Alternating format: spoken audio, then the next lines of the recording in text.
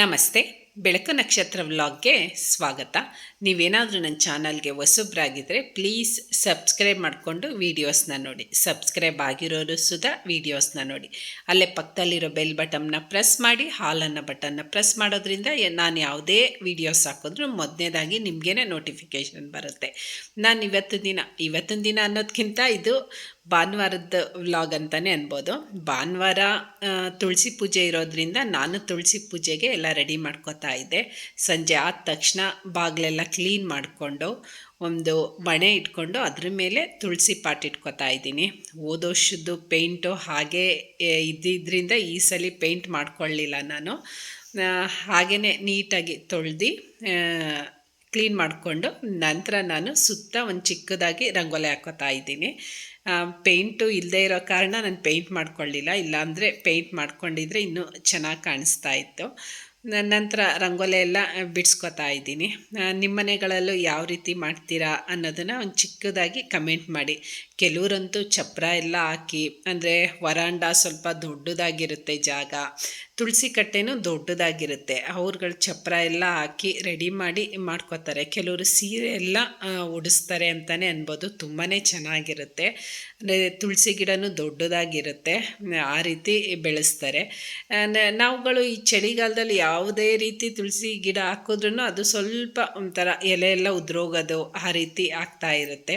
ತುಳಸಿ ಹಬ್ಬಕ್ಕೆ ನೀಟಾಗಿರಬೇಕು ತುಳಸಿ ಗಿಡ ಅಂತ ಎಷ್ಟೇ ಇದು ಮಾಡಿದ್ರೂ ಅದು ಚೂರು ಎಲೆ ಎಲ್ಲ ಉದುರುತ್ತಾ ಇರುತ್ತೆ ಈ ಮಾಸದಲ್ಲಿ ಅಂತಲೇ ಅನ್ಬೋದು. ನಂತರ ನಾನು ರಂಗೋಲಿ ಎಲ್ಲ ಬಿಡಿಸೋದಕ್ಕೆ ರೆಡಿ ಅಂದರೆ ರಂಗೋಲಿ ಬಿಡಿಸ್ತಾ ಇದ್ದೀನಿ.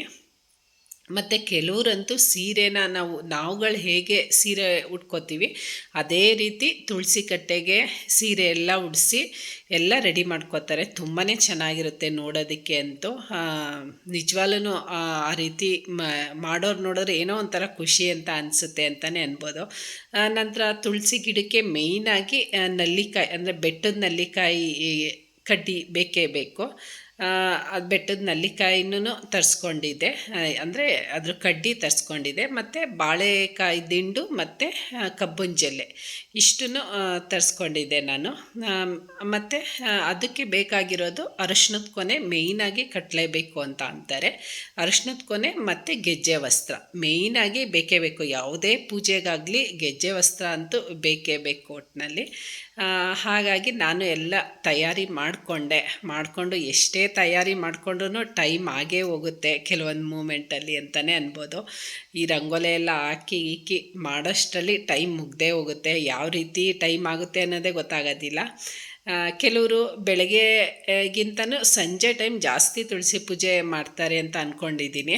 ಬೆಳಗ್ಗೆ ಅಕಸ್ಮಾತ್ ಯಾರಾದರೂ ಹೊರಗಡೆ ಹೋಗೋರು ಇದ್ದರೆ ಮಾತ್ರ ಬೆಳಗ್ಗೆ ಪೂಜೆ ಮಾಡಿಬಿಟ್ಟು ಹೋಗ್ತಾರೆ. ಇಲ್ಲಾಂದರೆ ಆಲ್ಮೋಸ್ಟು ಸಂಜೆನೇ ಎಲ್ಲ ಪೂಜೆಗೆ ರೆಡಿ ಮಾಡ್ಕೊಳ್ಳೋದು ಅಂತಲೇ ಅನ್ಬೋದು. ಮತ್ತು ಏನು ತೀರಾ ಗ್ರ್ಯಾಂಡಾಗೇನು ಮಾಡೋದಿಲ್ಲ, ಸಿಂಪಲ್ಲಾಗೇ ಮನೆ ಅಳತೆಯಾಗಿ, ಅಂದರೆ ಮನೆಗೆ ಅಂದರೆ ಸಿಂಪಲ್ಲಾಗಿ ಹಣ್ಣು ಕಾಯಿ ನಾವು ದೇವ್ರ ಮನೆಯಲ್ಲಿ ವಾರ ಹೇಗೆ ಪೂಜೆ ಮಾಡ್ತೀವಿ ಅದೇ ರೀತಿ ನಾನು ಮಾಡೋದು. ತುಂಬ ಗ್ರ್ಯಾಂಡಾಗೇನು ಮಾಡೋದಕ್ಕೆ ಹೋಗೋದಿಲ್ಲ. ಮಾಮೂಲಿ ಸಿಂಪಲ್ಲಾಗಿ ಪೂಜೆ ನಡೆಯುತ್ತೆ ಅಂತಲೇ ಅನ್ಬೋದು. ಈಗ ರಂಗೋಲಿ ಎಲ್ಲ ಬಿಡಿಸ್ಕೊಂಡಿದ್ದಾಗಿದೆ. ಪೇಂಟು ಮಾಡ್ಕೊಂಡಿದ್ರೆ ತುಂಬಾ ಚೆನ್ನಾಗಿ, ಅಂದರೆ ರಂಗೋಲಿಗೆ ಕಲರ್ ಹಾಕಿದರೆ ತುಂಬಾ ಚೆನ್ನಾಗಿರ್ತಾ ಇತ್ತು. ಅದೇ ಹೇಳಿದ್ನಲ್ಲ ಟೈಮ್ ಆಗೋಗ್ಬಿಡ್ತು ಅಂತ. ಹಾಗಾಗಿ ನಂತರ ಈಗ ಕಬ್ಬಿನ ಜಲ್ಲೆಗೆ ಬಾಳೆ ದಿಂಡು ಮತ್ತು ಕಬ್ಬಿನ ಜಲ್ಲೆಗೆ ಇದು ಸ್ಟ್ಯಾಂಡ್ ಒಂದು ತೊಗೊಂಡಿದ್ದೆ ನಾನು. ಇದು ತೊಗೊಂಡು ಆಗಲೇ ಒಂದು 7-8 ವರ್ಷನೇ ಆಯ್ತಂತ ಅನಿಸುತ್ತೆ. ಇಲ್ಲೇ ಮೈಸೂರಿನಲ್ಲಿ ತೊಗೊಂಡಿದ್ದು ನಾನು. ಆವಾಗ ಒಂದು 90 ರೂಪಾಯಿನೋ ಅಥವಾ 110 ರೂಪಾಯಿ ಇತ್ತು ಅನಿಸುತ್ತೆ.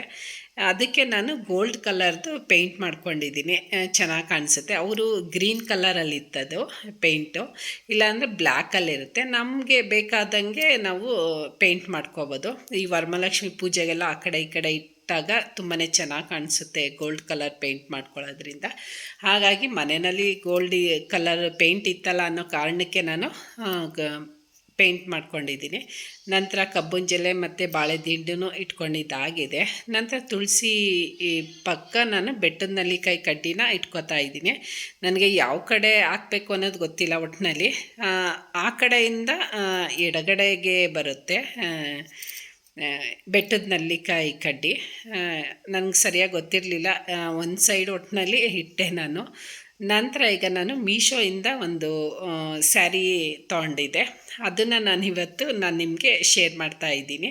ಅಂದರೆ ತುಳಸಿ ಪೂಜೆ ದಿನ ಹಾಕ್ಕೊಂಡಿದ್ದೀನಿ. ಹಾಗಾಗಿ ಇದು ಕಾಟನ್ ಸ್ಯಾರಿ ತುಂಬಾ ಚೆನ್ನಾಗಿದೆ ಅಂತ ಅನ್ಬೋದು. ಈ ಮಲ್ಮಲ್ ಕಾಟನ್ ಅಂತಾರಲ್ಲ, ಆ ಕಾಟನ್ ಅಂತಲೇ ಅನ್ಬೋದು. ತುಂಬಾ ಸಾಫ್ಟಾಗಿದೆ. ಬ್ಲೌಸು ಅಷ್ಟೇ ಸ್ವಲ್ಪ ಫ್ರಿಲ್ ಥರ ಕಟ್ಟೋದೆಲ್ಲ ಇಟ್ಕೊಂಡಿದ್ದೀನಿ ತೋಳಿಗೆ. ತುಂಬಾ ಚೆನ್ನಾಗಿ ಕಾಣಿಸ್ತಾ ಇತ್ತು ಮತ್ತು ಕಂಫರ್ಟಬಲ್ ಅಂತಲೂ ಅನ್ನಿಸ್ತಾ ಇತ್ತು. ಈಗ ಸೀರೆ ಎಲ್ಲ ಹಾಕ್ಕೊಂಡಿದ್ದಾಗಿದೆ. ಹೆಣ್ಮಕ್ಳು ಅಂತ ಅಂದ್ರೇ ಈ ಹಬ್ಬಗಳು ಬಂತು ಅಂದರೆ ಸೀರೆ ಯಾವ್ದು ಹಾಕ್ಕೊಳ್ಳೋದು ಏನು ಅನ್ನೋದೇ ತಲೆಗೆ ಓಡ್ತಾ ಇರುತ್ತಲ್ವ. ಹಾಗಾಗಿ ನಾನು ಸೀರೆ ಎಲ್ಲ ವೇರ್ ಮಾಡಿಕೊಂಡು ರೆಡಿ ಅಂದರೆ ಪೂಜೆ ಮಾಡ್ಕೊತಾ ಇದ್ದೀನಿ ಈಗ.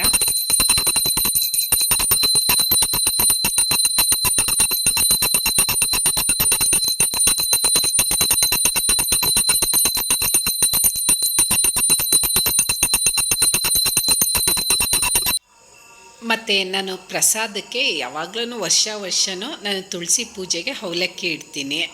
ಅವಲಕ್ಕಿ ಮತ್ತು ಕಲ್ಲು ಸಕ್ಕರೆ ಎರಡೂ, ಅಂದರೆ ಕಲ್ಲು ಸಕ್ಕರೆನ ಸ್ವಲ್ಪ ಪೌಡರ್ ಮಾಡಿಕೊಂಡು ಅವಲಕ್ಕಿ ಜೊತೆ ಮಿಕ್ಸ್ ಮಾಡಿಕೊಂಡು ನಾನು ಕುಂಕುಮಕ್ಕೂ ಅವಲಕ್ಕಿನೇ ಕೊಡ್ತೀನಿ ಮತ್ತು ಪ್ರಸಾದಕ್ಕೂ ಅವಲಕ್ಕಿನೇ ಇಟ್ಕೊತೀನಿ. ಮತ್ತು ಇವತ್ತಿನ ವ್ಲಾಗ್ ಇಷ್ಟ ಆಯಿತಾ? ಇಷ್ಟ ಆದರೆ ಸಬ್ಸ್ಕ್ರೈಬ್ ಮಾಡಿಕೊಂಡು ವೀಡಿಯೋಸ್ನ ನೋಡಿ. ಸಬ್ಸ್ಕ್ರೈಬ್ ಆಗಿರೋರು ಸುಧಾ ವೀಡಿಯೋಸ್ನ ನೋಡಿ. ಮತ್ತು ನಿಮ್ಮ ಮನೆಗಳಲ್ಲಿ ಯಾವ ರೀತಿ ತುಳಸಿ ಪೂಜೆ ಮಾಡಿದ್ರಿ ಅನ್ನೋದನ್ನು ಒಂದು ಚಿಕ್ಕದಾಗಿ ಕಮೆಂಟ್ ಮಾಡಿ. Thank you.